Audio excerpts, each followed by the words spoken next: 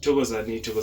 bogogo nomkhulu igama sasewuyovusa uMabunda umhlabe uMabunda omuhle kacala umuntu ubheka bonke abamcalayo igojana lamanzi uvusa umuzi ovusa imizi yamanye amadoda namhlanje uzovusa wakho umuzi ufuna uke emathuneni ufuna ukuyophahla emathuneni so kunezinto ekumele uzibheke uzazi ngokuthi uma uya emathuneni uyophahla angisho ukuthi ku wrong lokho kodwa into engishoyo ukuthi akumelanga uye emathuneni uyophahla akuphahlwa emathuneni uma ufuna ukuya emathuneni kuyomela ukuthi uhambe uyokhuluma noma mhlambe uyoklina ithuna ukhulume nje kuphela yabona uma upheka mhlambe i-respect noma mhlambe ubonisa ukuthi lo muntu olele lapha yana emathuneni obaluleke kangakanani kubalulekile lokho kubalulekile ukuthi wazi ukuthi ithuna lo muntu lelunga lomndeni wasekhaya noma ngaba umzali noma ngaba usisi noma ngaba ubhuti kumele wazi ukuthi ulele kuphi kubalulekile ukuthi uhambe uye emathuneni uyoklina emathuneni bese ufike ukhanyise isibani if ukhanyisa isibani khulume naye if ukhuluma naye kodwa kukhona lokhu abanye abantu abakwenzayo ngizosho ukuthi why mina ngiyiphikisa le ndaba kukhona abanye abantu abakwenzayo umuntu ahamba ayothela utshwala umuntu ahamba ayochitha isinemfu umuntu ahambe ayokhanyisa izibani emathuneni athi uyaphahla imbuzi ayihlatshelwa emathuneni inkukhu ayihlatshelwa emathuneni igazi aliqhithwa ethuneni lokho kuletha ibhadi ngoba kukhona omunye welunga lomndeni ozofika lapho athi yena ulethe lezo zinto lezo nani leyo mbuzi leyo kodwa maseniqala naflathela bese yena uyabuya nizochitha igazi lembuzi nichitha igazi lenkukhu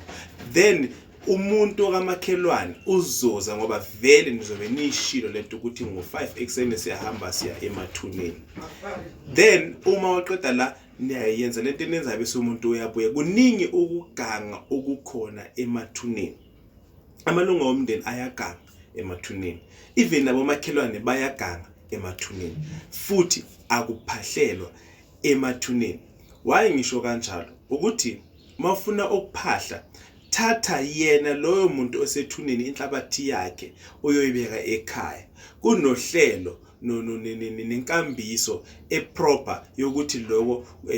kwenziwe nokuthi kuhanjiswe ngendlela eclean nendlela eright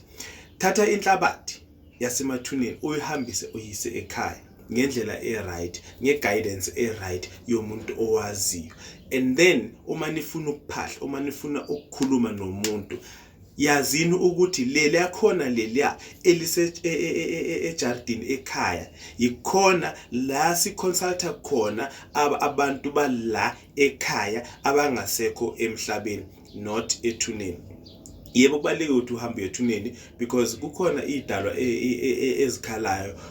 ukuthi mhlambe sezilahliwe ansazi and abanye futhi abantu abangasekho emhlabeni bayalifihla ithuna labo ukuthi ungaphinde ulithole ngoba ubalahlile kuyenzeka lokho ukuthi umuntu athukuthele athi yena nimlahlile bese avela asala alifihle lethuna lelo ngoba nizothi maseniqakekile ngelinye la nigijimela nithi niyofuna ukuthi niyethuneni bese navele alifihle nivele nilidlule ithuna lelo so into engisho ukuthi kubalekile ukuthi wazi ukuthi umuntu wasekhaya ulele kuphi naye uyajabula uma senifikile nizombona because wayenithanda onanithandana kahle nesaphila emhlabeni nonke so manje asikho isidingo sokuthi kube khona ukulahleka noma mhlambe ukulahlekelana nokudubana ngoba nangu umuntu akasekho kubalekile ukuthi uye emathuneni kodwa akumelanga uyophahla emathuneni akuphahlwa emathuneni awuphahli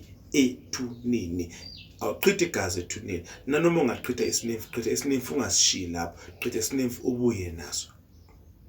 imali ayisetshenziswa. Awuthathi imali ekhanyayo ufike uyibeke ethuneni. Why? Because lapho sowuphendula idlozi wena ngokwakho. Kusasa mahamba kuyohlolwa ngoba naku wena uthena mawukhuluma lapha wabeke 5 rand, wabeke 2 rand, wabeke 1 rand, then mase kuyohlolwa lapha yana kuthiwa wena khona omunye womndeni ogange ngedlozi, of which it's something engafuneki lapho ngoba mase bacala baphendula idlozi lelo ecala liphendukele nawe. Imali eminyama ayifuneki ngoba vele ivala idlozi, ivala loyo muntu loyo, ivala amalunga womndeni related to loyo muntu olele lapho ethuneni. Imali ayifuneki ethuneni, whether iyakhanya noma ayikhanya, whether iphepha ayifuneki emathuneni. Isinemfu, uma usebenzisa isinemfu ethuneni, sebenzisa isinemfu maqede bese uhamba naso, ungasishiyi.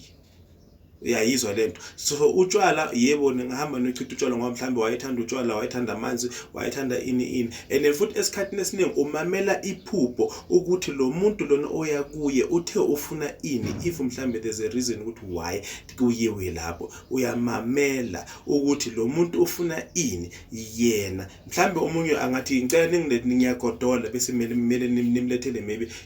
something ngathi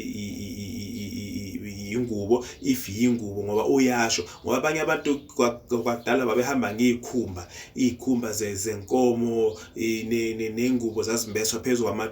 kwebhokisi, then bese ke manje thola kusenzeki ngenxa zama COVID-19. Kodwa manje ke umuntu athi uyagodola, then you have to find out nina emntwini ukuthi uma athi uyagodola ugodola nje ufuna ini. Omunye ngathi uyagodola, omunye athi ufuna umthunzi, then kumele ukuthi understand ukuthi lowo muntu ufuna ini. Ezinye izinto ayi ukuthi mhlambe into yohlala lapho, okunye ngaba ukuthi mhlawumbe umuntu athi ufuna ingubo, kanti le ngubo le maniletha ajike ayinikeze omunye